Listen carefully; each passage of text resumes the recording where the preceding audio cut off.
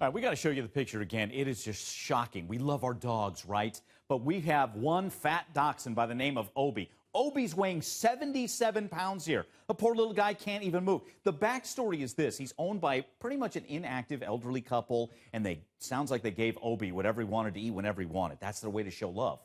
Well, not a great way when Obie ends up 77 pounds. A normal dachshund should weigh about 30 pounds. Standard dachshund here. Well, how about the before and after? Let's take a look at Obie now. Well, Obie's lost almost 50 pounds and doing great. There's Obie. Look at that. Obie, the picture of health.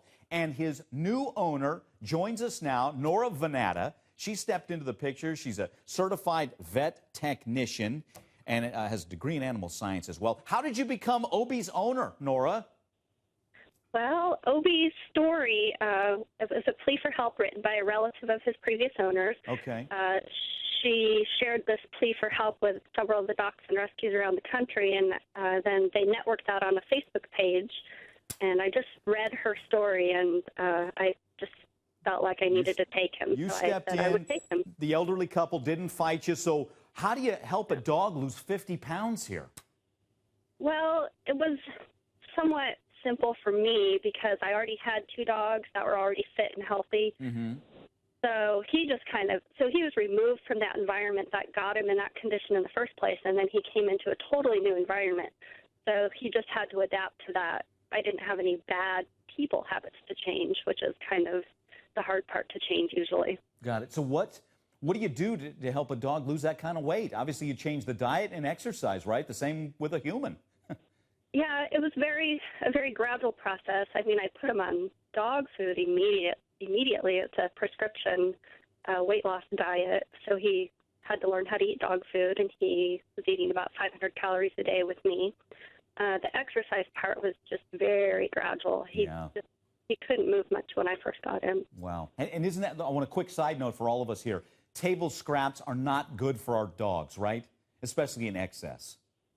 No, I mean, a little bit every now and then. We all do that, but I mean, it sounds like it was a steady there's good diet. Food and there's good food and there's bad people food, but the bottom line is Obie was simply eating too much food. Yeah. So now he had to have what? Surgery to remove some excess skin after weighing 77 pounds? Is that right? He did, yeah. The skin on his chest was just pulled taut, from all of the excess fat. So when he reached 35 pounds, it was time to have all of that excess skin removed because it was impeding the movement between his front legs. So he went into surgery April 30th for that. And how's he doing? I mean, just got that happy little face. I know. Well, he's always been this happy little guy who kind of wiggles and grins every time he sees somebody. But now he can run around the house.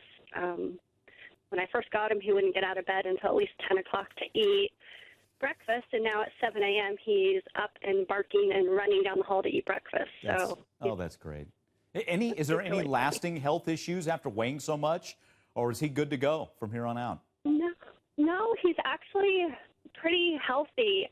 He'll probably have some arthritis issues from carrying all that extra weight. Just his skeletal structure was put under a lot of stress for several years, but otherwise, no, he's actually a pretty healthy guy. There you go. Way to go, Obie. Way to go, Nora. Nice job. Way to step in. Thank you. And we got one happy little doggy now. Thanks again. Great talking to you, Nora. Appreciate it.